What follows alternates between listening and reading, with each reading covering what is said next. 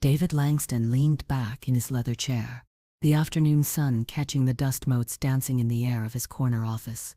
His voice was low, almost regretful, but his eyes held that familiar, practiced distance. "How long have you been with us, Melody? 29 years? He didn't wait for my answer. He knew the number precisely. 3 decades, almost to the day, had been dedicated to this company.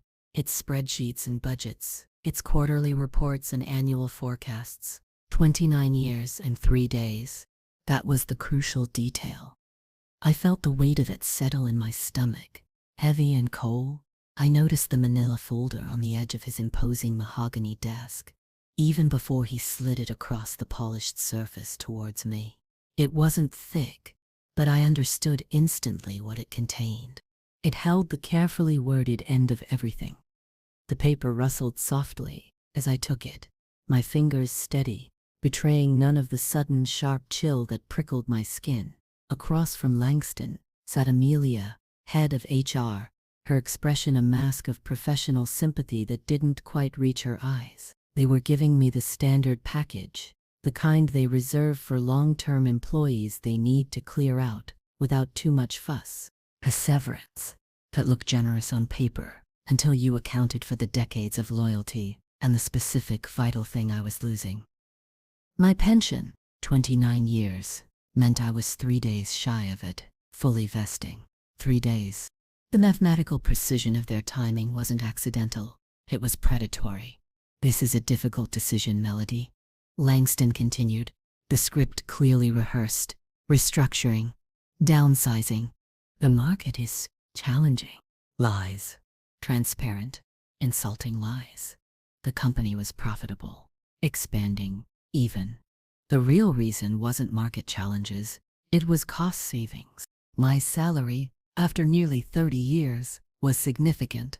My pension, once vested, would be a long-term liability. Clearing me out now saved them a considerable sum over time. They saw numbers, not a person who had dedicated her adult life to building their success. They saw a line item to be optimized. I looked down at the document in my hands. The heading read, "Notice of Termination." Below it, the effective date was clearly stated. Today, my pulse was calm, my breath was even. Years of corporate training, of sitting in difficult meetings, of managing crises, had built a sturdy internal wall. Emotion was a weakness they could exploit. I wouldn't give them the satisfaction. I absorbed the words, the clauses about benefits ending, about Cobra, about the severance amount. It was less than a year's salary, a pittance for 29 years, and no mention of the pension. Of course not. It hadn't vested. Not legally, anyway. Langston steepled his fingers, watching me. Waiting for tears? For an outburst? For pleading? He would get none of it. "I understand," I said, my voice quiet, level. The understatement hung in the air, heavy with unspoken meaning. Amelia shifted in her seat, a faint frown touching her lips. My lack of reaction seemed to disorient them. They were used to trauma, to emotional scenes. My stillness was unnerving. "We appreciate your many contributions, Melody," Amelia offered, her voice equally devoid of genuine warmth. "You've been a valuable asset." Past tense. Always past tense. An asset to be discarded when its perceived value diminished, or when a cheaper alternative became available.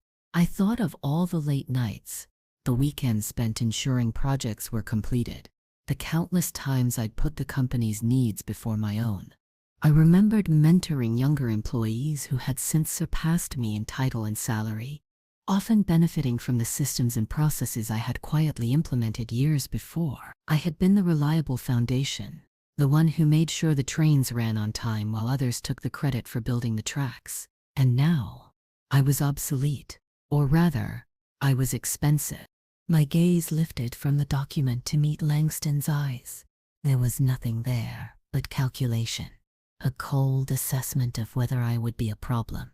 He saw a middle-aged woman, fired just short of her pension, likely scrambling to figure out her future, potentially desperate. He underestimated me. They always did. It was a pattern I had observed throughout my career. The quiet ones, the steady ones, the ones who didn't chase the spotlight, were often seen as less ambitious, less capable, less threatening. They mistook my restraint for a lack of fortitude. They mistook my preference for substance over flash for a lack of vision. They mistook my emotional control for a lack of depth. It was a mistake that had served me well over the years, allowing me to observe, to learn, to understand the true dynamics of power within these walls, while remaining largely invisible to those at the top. This time, their underestimation would cost them far more than my salary and pension combined. I folded the termination letter neatly and placed it back in the folder. "Thank you for your time," I said, standing up. My chair scraped softly against the expensive carpet. I didn't linger, didn't ask questions I already knew the answers to, didn't beg for reconsideration. There was no point. The decision was made, the calculation complete. As I walked out of the office, down the long, silent corridor towards my own, smaller office, I felt a quiet rage begin to simmer beneath the surface of my composure. It wasn't a hot, explosive anger, but a cold, steady burn, like embers buried deep, that the wind had suddenly found. They had taken my security, the reward for nearly 3 decades of my life's work. They had done it with calculated cruelty, timing it perfectly to maximize their gain at my expense. They thought they had won. They thought they had removed a problem cheaply and efficiently. They were wrong, utterly, completely wrong. I reached my office. Its familiar, if unremarkable, contents suddenly feeling like artifacts from a past life. The framed photo of my children when they were small, the worn ergonomic keyboard, the stack of project binders meticulously organized. It all felt distant. My hand went to the phone on my desk. It was a simple action, one I had performed thousands of times in this office. But this call wouldn't be about quarterly projections or vendor negotiations. This call would be different. This call would be the beginning of their end. The number was already in my mind, etched there years ago as a contingency plan. A quiet understanding with someone I trusted implicitly. A lawyer, yes, but one with a very specific expertise and a history of taking on powerful entities who believed they were untouchable. My fingers hovered over the keypad for a moment, a beat of silence stretching, pregnant with anticipation. This one call. It wasn't just a phone call, it was a declaration of war. Delivered not with shouts or threats, but with quiet, precise action. They had underestimated me for the last time. The silence of the office pressed in, but internally a storm was gathering, perfectly controlled, its path mapped out with meticulous precision. I pressed the first digit. Before we dive into what happened next, tell me in the comments, where in the world are you watching from? It's always incredible to see how far these stories reach. The call connected on the second ring. "Elena," I said, my voice still even, but with an undertone that she would recognize instantly. "It's Melody. They did it." A brief pause on the other end, an intake of breath. Eleanor Vance was a different kind of lawyer. She didn't frequent the corporate cocktail circuit. She worked in a quiet office downtown, known for taking on cases against powerful companies where the little guy had been wronged. We had met years ago, through a mutual acquaintance, and she had, over several quiet lunches, walked me through scenarios, possibilities, building a framework for exactly this situation. We had discussed the pension vesting date, the legal implications of being fired just before it, the concept of constructive dismissal, or in this context, a blatant attempt to avoid a financial obligation by terminating an employee with nearly 3 decades of service. 3 days, she said, not a question but a statement of fact. She remembered the detail. "Yes. This afternoon, Langston and Amelia. Just like we discussed," she murmured. Her voice was calm, professional, but I could hear the steel beneath it. Eleanor didn't get angry. She got focused. She saw injustice as a complex problem to be solved with legal strategy and an unwavering pursuit of truth and accountability. "I have the termination letter," I confirmed. "They gave me the standard severance package. No mention of the pension." "As expected," she said. "They think they're covered. They think you'll take the severance and disappear. Most people would.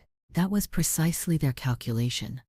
Most people, faced with sudden unemployment after so long, would be shell-shocked, panicked, focused only on the immediate need to find new work and secure some income.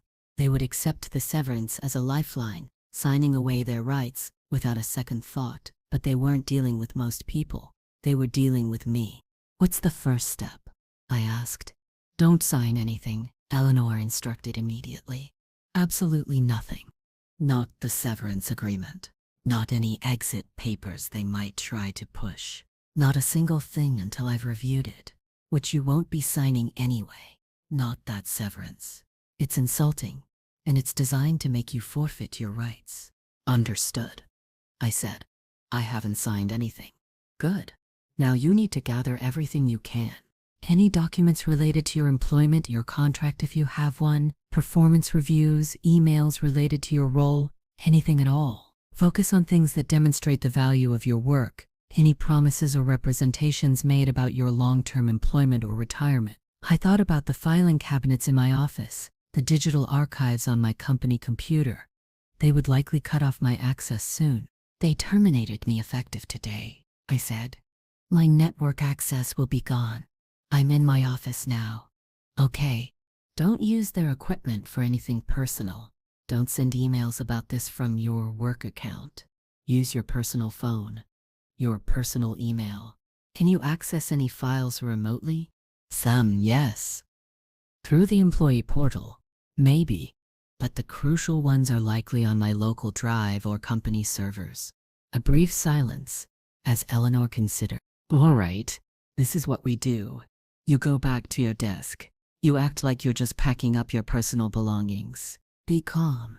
Be professional. Do not express anger or make accusations to anyone.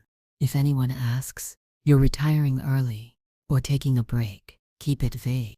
While you're doing that, subtly, discreetly, look for opportunities to secure any key physical documents, anything they might have overlooked in the rush to get you out, and I'll start the process on my end. I'll draft a letter, a very specific letter." A feeling cold and sharp settled over me. The shift from passive recipient of bad news to active participant in a strategic counter-move. "What kind of letter?" I asked. "A letter informing them that I represent you," Eleanor said, "and that we consider your termination under these circumstances to be wrongful, designed specifically to prevent the vesting of your pension, which constitutes a breach of contract and potentially age discrimination, given your tenure and proximity to retirement age. It will be polite, professional, and leave no doubt that we understand precisely what they've done, and that we are prepared to pursue all available legal avenues." She paused. "We won't mention the pension explicitly in the first contact. We'll keep it framed around wrongful termination. We want to see their initial response, how they try to justify it. Let them dig their own hole first." It was strategic, it was cold, it was exactly what I needed. They had made their move based on calculation and perceived weakness. My counter-move would be based on calculation and leveraging their arrogance. "I understand," I said. "I'll start packing." "And Melody," Eleanor added, her voice softer now, a note of genuine concern mixed with steely resolve. "This isn't going to be quick, and they aren't going to make it easy. But you've done nothing wrong." "They have. We have the law on our side, and we have 29 years of your impeccable record. They underestimated you. That's their first mistake." "Their last mistake," I corrected quietly. Eleanor was silent for a moment, and I knew she heard the shift in my tone. The suppressed hurt was still there, a dull ache, but the cold fire was spreading, hardening my resolve. "Yes," she said finally. "Their last mistake." I hung up the phone. The silence in my office no longer felt empty. It felt charged with purpose. I stood for a moment, taking in the space that had been mine for so long, 29 years. The filing cabinets stood like silent sentinels. The hard drive on my computer hummed softly. They thought they had cut me off, severed the connection, but they hadn't considered the roots that ran deep. The knowledge I possessed, the quiet preparations I had made, almost subconsciously, For a moment like this, it was time to begin. I spent the next few hours in a carefully performed pantomime of packing.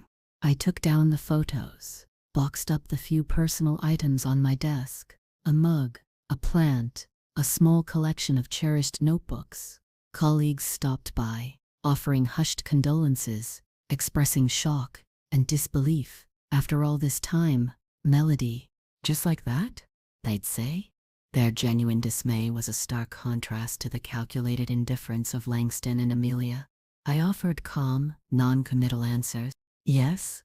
Well, times change. Or it was sudden, but I'll be all right. I maintained the facade of quiet acceptance, not wanting to tip anyone off, not wanting to generate gossip that could complicate things. While I packed, my mind worked feverishly, recalling specific documents, emails, conversations. I looked through old project files, ostensibly to see if anything personal was mixed in, but in reality searching for evidence of my value, of commitments made by the company, of their established practices regarding long-term employees. I found an old email chain referencing the standard retirement package and the vesting schedule, a printed copy tucked away in a binder from years ago. A small piece of the puzzle. I subtly checked my network access. It was still active. A momentary oversight on their part. Or perhaps they assumed I wouldn't think to look, wouldn't know what to look for.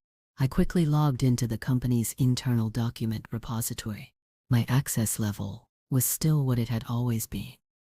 High. I began downloading, quickly and quietly.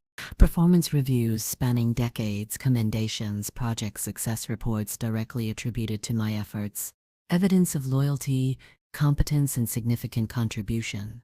I saved them to a secure cloud storage account I maintained personally, separate from any company systems. It felt like gathering ammunition.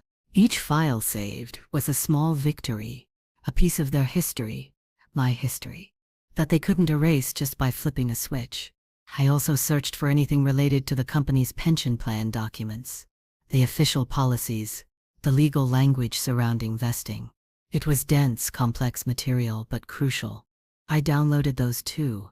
As I worked, a younger colleague, Sarah, poked her head in.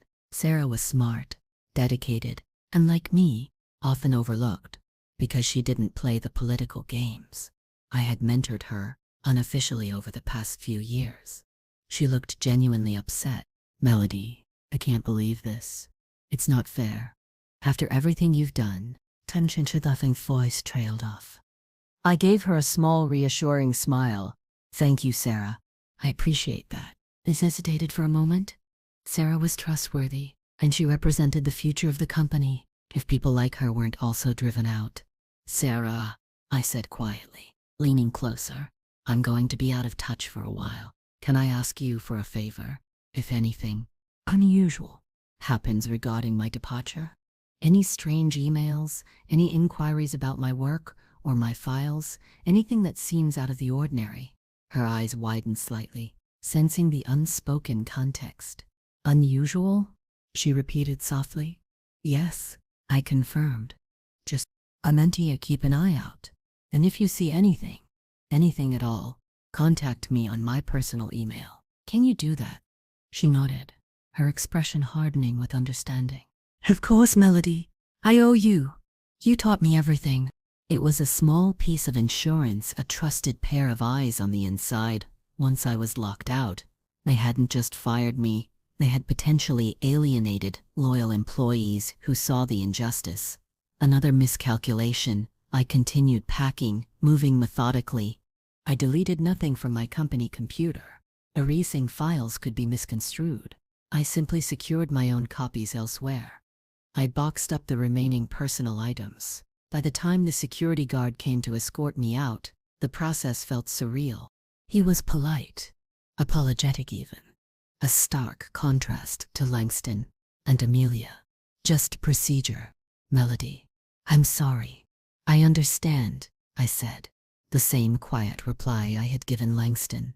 It was a strange walk out of the building I had entered faithfully for nearly 30 years. The familiar lobby felt alien. I carried my boxes, Small physical manifestations of a life abruptly interrupted. Stepping out into the late afternoon air felt like stepping into a different world. The city outside was vibrant, indifferent to the corporate drama I had just exited. I got into my car, the engine starting with a reassuring rumble. I didn't drive straight home. I drove to Eleanor's office. The city lights began to come on as dusk settled. Her office was in a quiet part of downtown, in an older building, with character, no polished chrome and glass like the corporate tower I had just left. This felt grounded, real. When I sat across from Eleanor in her office, placing the small stack of physical documents and the printed list of digital files I had secured onto her desk, the full weight of the situation felt real. This wasn't just about a job anymore. It was about justice. It was about 29 years of my life, reduced by them to a financial calculation, discarded 3 days before the finish line. Eleanor looked through the documents, her expression unreadable, her movements precise. The termination letter, the old email about the pension, the performance reviews, the project reports. Each piece of paper represented a fragment of the story they thought they could bury. Eleanor read through the documents methodically, occasionally making a note on a legal pad. The silence in her office was companionable, a quiet counterpoint to the sterile intensity of the corporate world. She didn't rush. She absorbed every detail. The language of the termination letter, the dates, the severance terms. "It's exactly as we anticipated," she said finally, looking up. "There's standard procedure for shedding higher-cost employees. But the timing, 3 days." What? It makes their motive transparent. Almost comically so. If it weren't so deliberately harmful. "They didn't expect me to fight," I stated. "Not as a guess, but as a certainty. They expected me to accept the severance and move on." "Precisely," Eleanor agreed. "That's the linchpin of their strategy. Offer enough to make it seem like a reasonable parting, but condition it on you signing a release of all claims.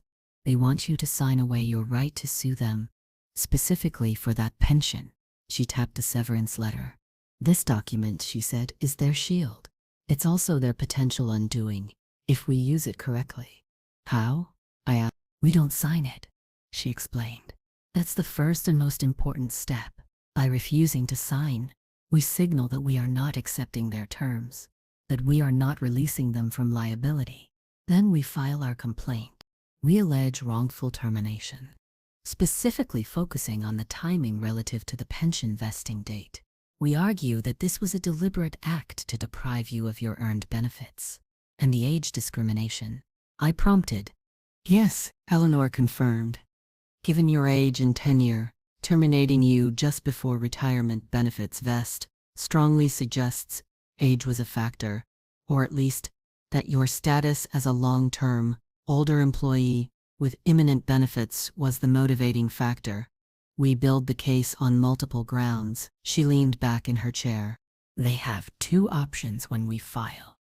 They can try to settle quietly, offering you something substantially more than this severance, likely including the value of your pension and maybe additional damages for the blatant nature of their action. Or they can fight it. And if they fight, then we go through discovery. That's where we get to request internal documents from them. Emails, memos, meeting minutes. We look for evidence of their discussions about reducing headcount, targeting older employees, calculating the cost savings of your termination, anything that shows their intent. Your performance reviews, the evidence of your contributions that proves their stated reason for restructuring or downsizing is pretextual. Your job wasn't eliminated because you were ineffective. It was eliminated because you were about to become expensive in a way they didn't want to pay for." I felt a sense of quiet satisfaction.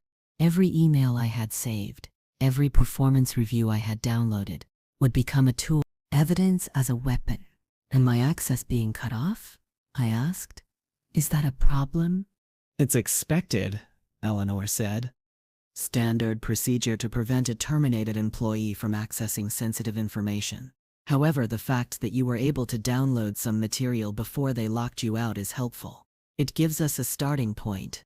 "And your colleague, Sarah, Her willingness to keep an eye out could be invaluable. It shows potential internal dissatisfaction with their actions. She smiled slightly. They think they've tied everything up neatly. They've underestimated the power of someone who was meticulous and prepared, and who had built relationships based on trust, not just hierarchy.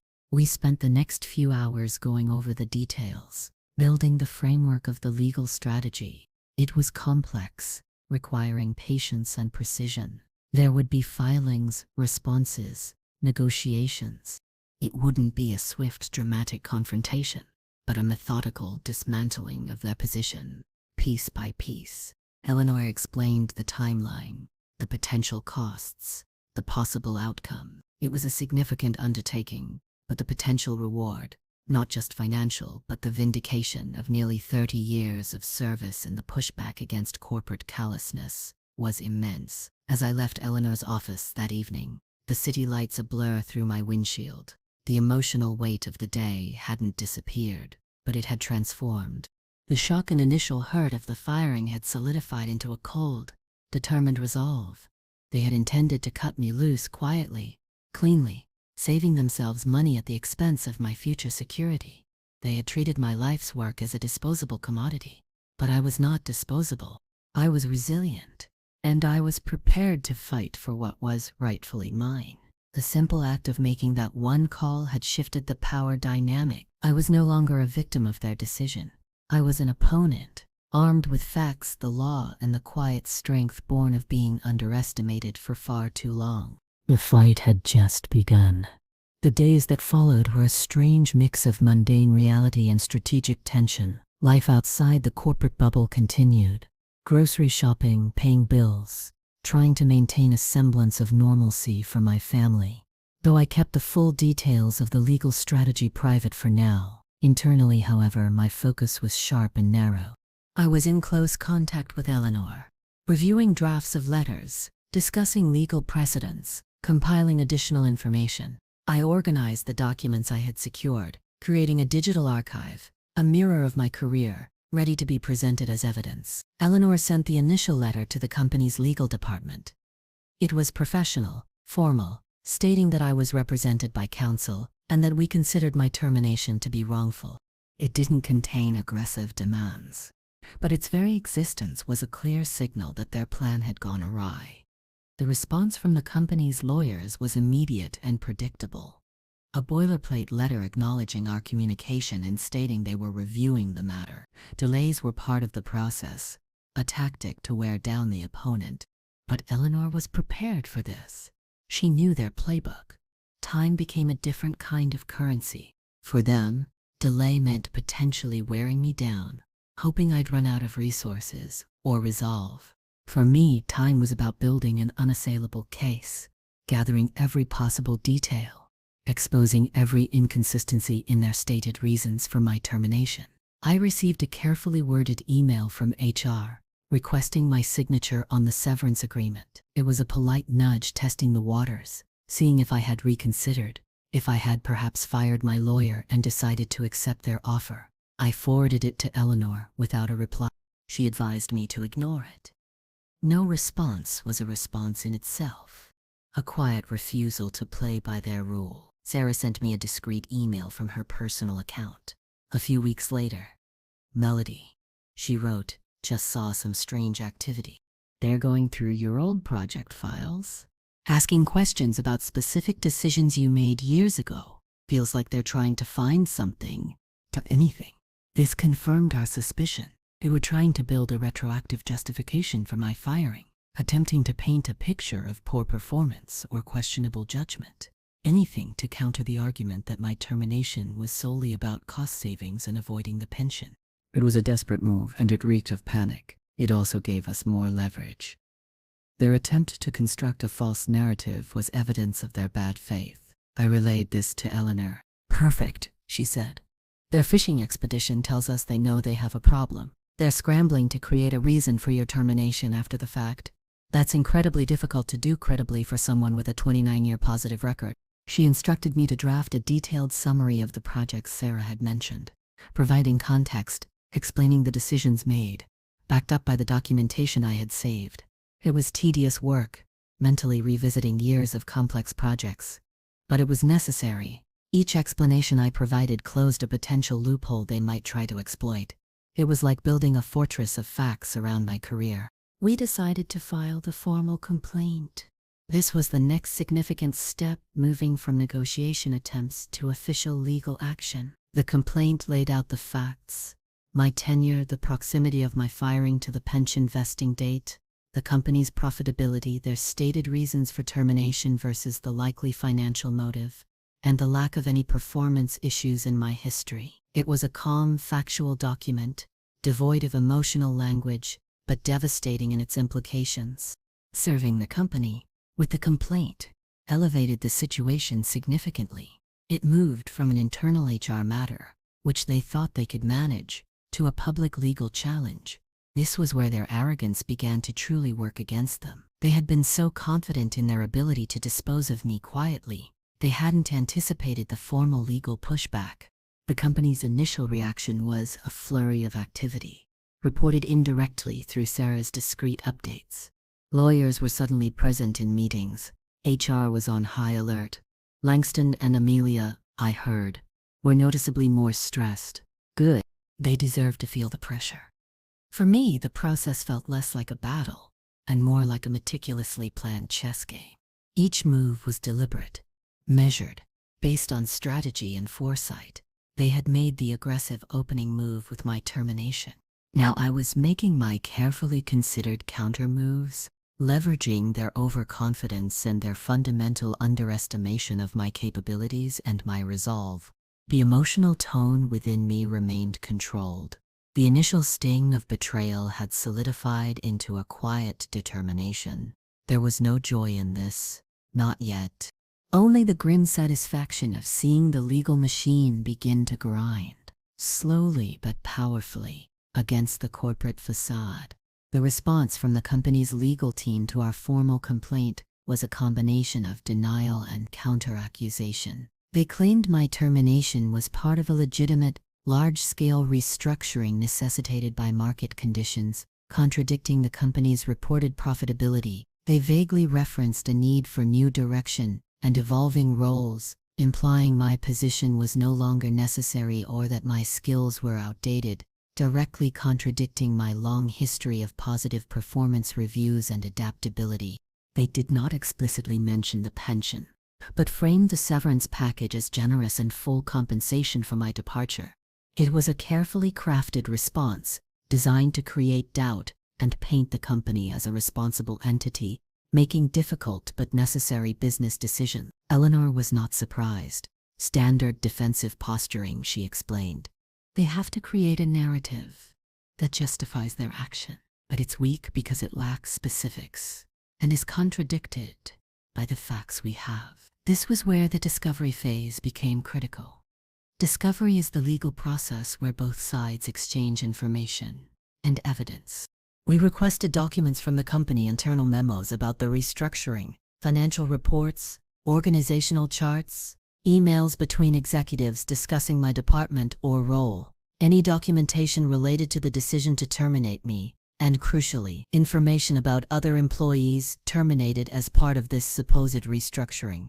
This last point was important. If I was the only senior employee with significant tenure and an imminent pension fired in this restructuring, it would strongly support our claim that the restructuring was a pretext specifically targeting me. The company fought our discovery requests, of course. They claimed certain documents were confidential, irrelevant, or privileged. More delays. More attempts to slow us down, to exhaust our resources. But Eleanor was relentless. She filed motions to compel, forcing them to produce the documents. She argued that their claims of confidentiality were simply attempts to hide evidence of their discriminatory intent. The process was slow, frustrating, but it was also revealing. The internal documents, once obtained, told a different story than the one presented in their formal response. We found emails discussing cost-saving initiatives, specifically mentioning the long-term costs associated with senior employees nearing retirement. We found evidence that the restructuring was not as widespread or as deep as they claimed, and that other departments were actually expanding. We found no credible documentation supporting their claim that my role was obsolete or that my performance was lacking in any way. Instead, there were older emails praising my work, acknowledging my expertise. It was becoming increasingly clear that my termination was an isolated, targeted event driven by financial calculations related to my pension. Langston and Amelia's names appeared in some of these emails discussing headcount reductions and budget optimization. Nothing overtly stated Fire Melody to save on pension, but the context combined with the timing was damning. The pattern of repetition emerged, their consistent underestimation of me now laid bare in their internal communications. They hadn't bothered to create a solid paper trail, justifying my termination on performance grounds, because they never thought they'd need one.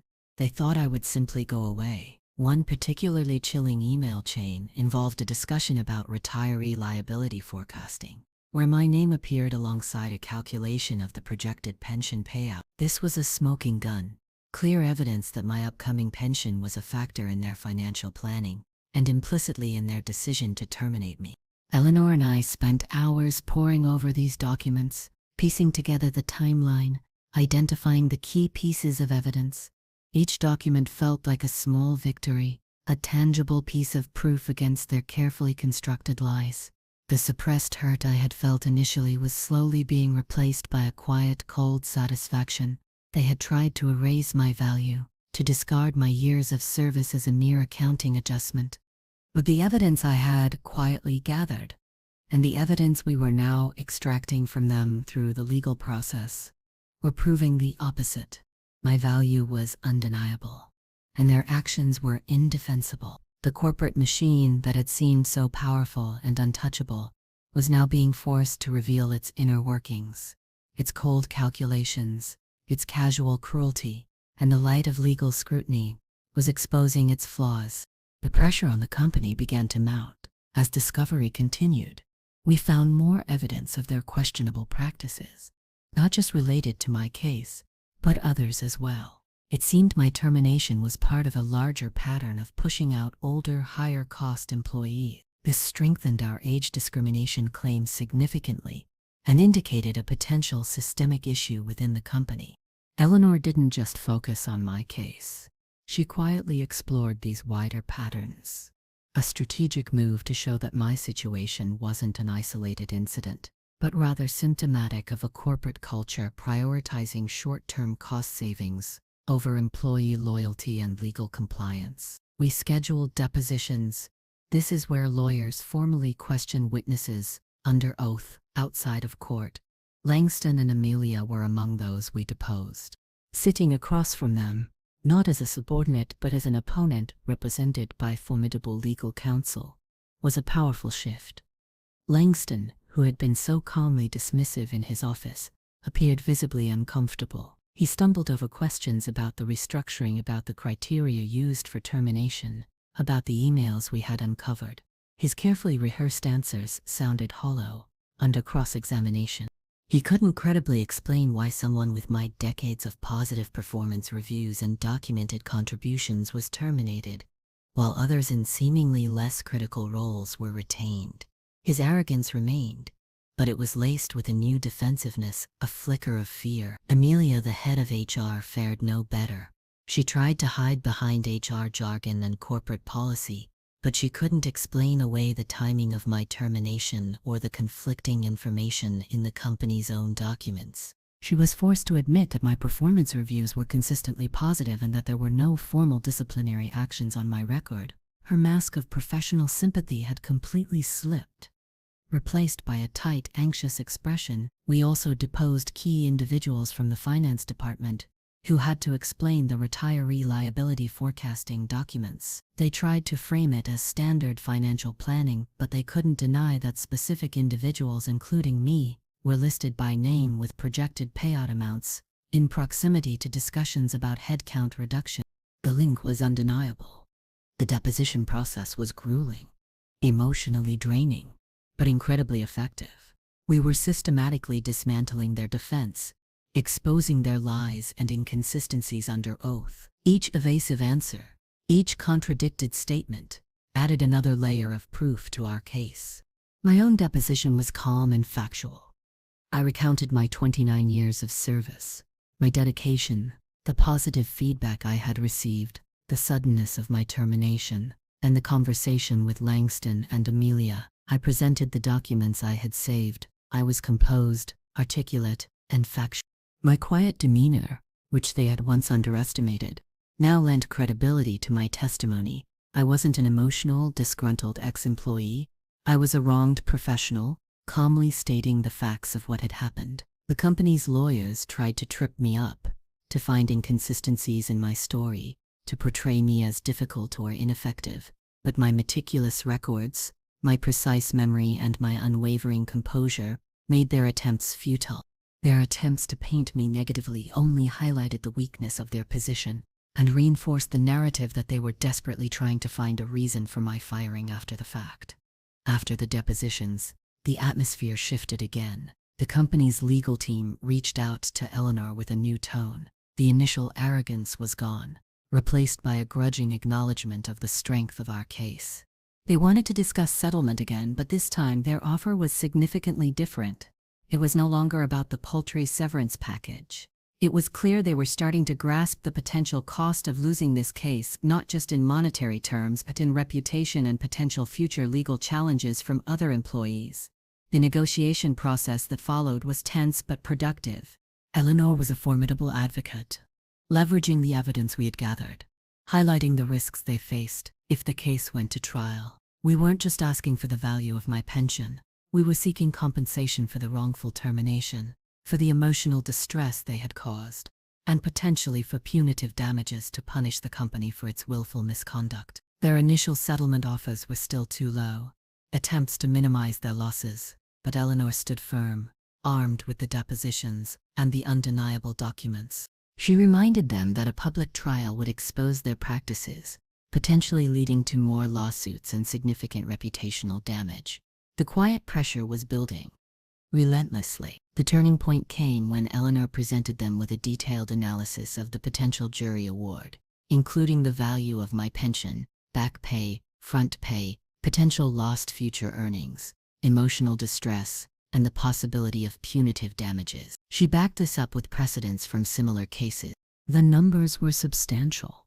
More importantly, she highlighted the negative press and internal fallout that would inevitably accompany a public trial where a jury heard evidence of their calculated cruelty against a long-term loyal employee just days before her pension vested.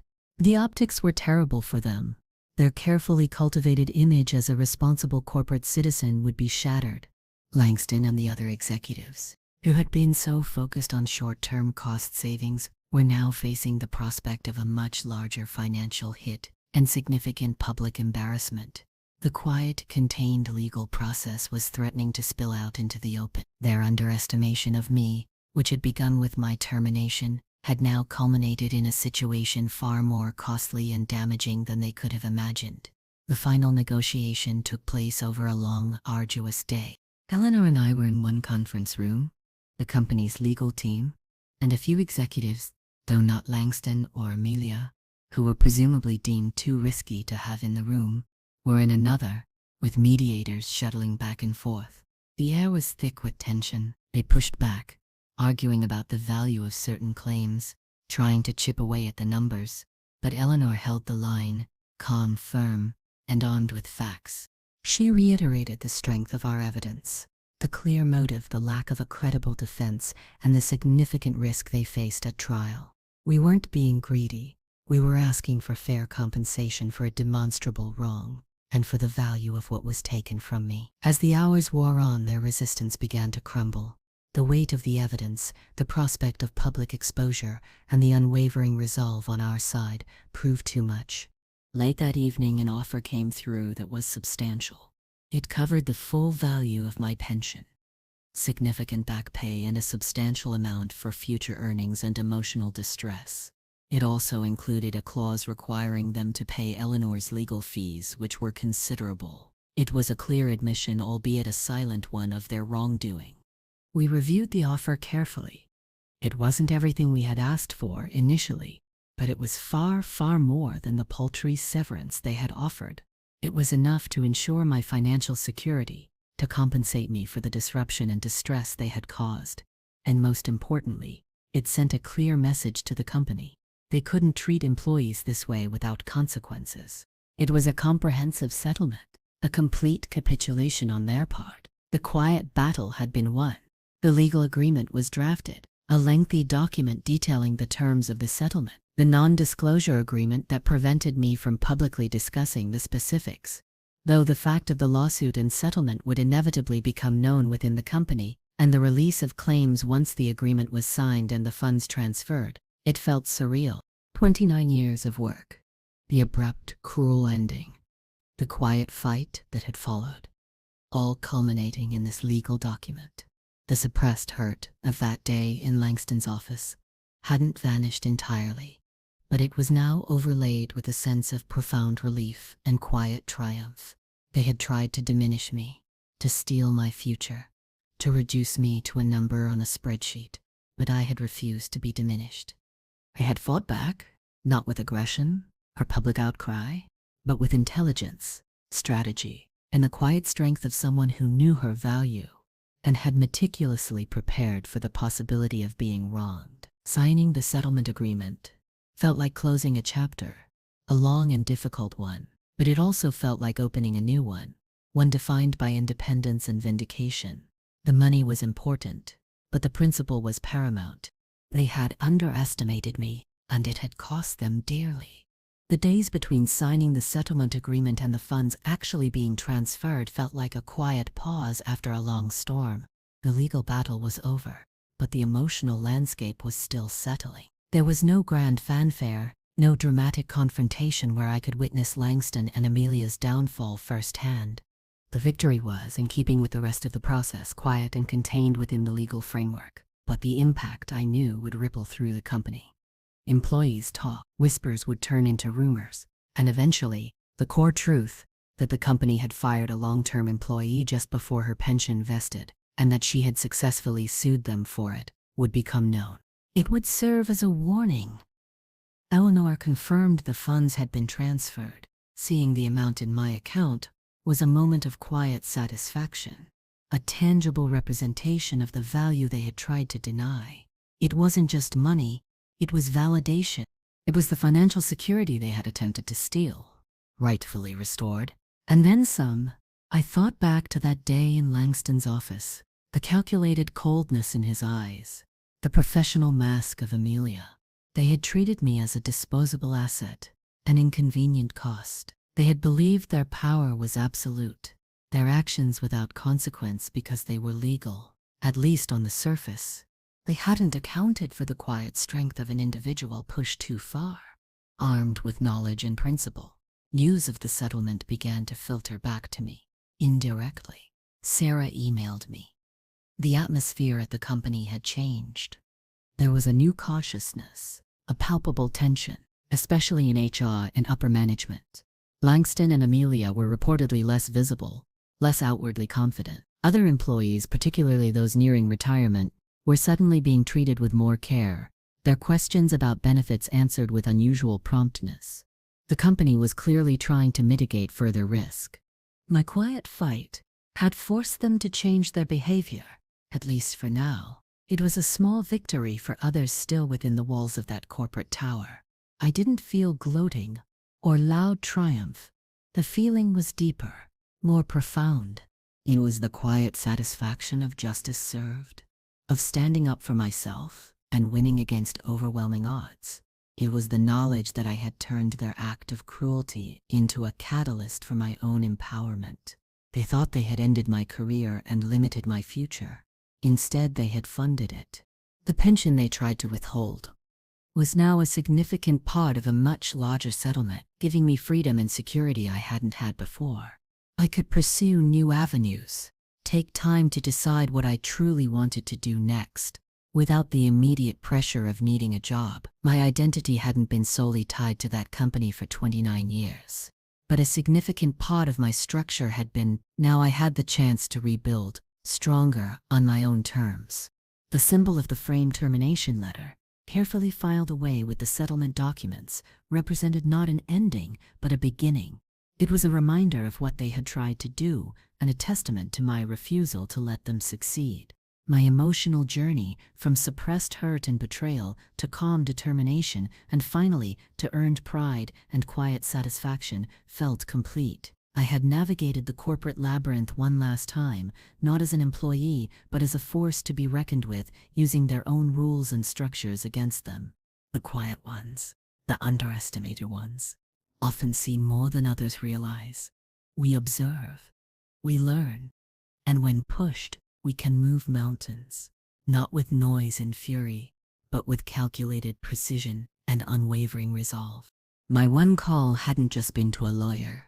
It had been a call to action for myself, a reclamation of my own power and worth. And in the quiet aftermath, I was free.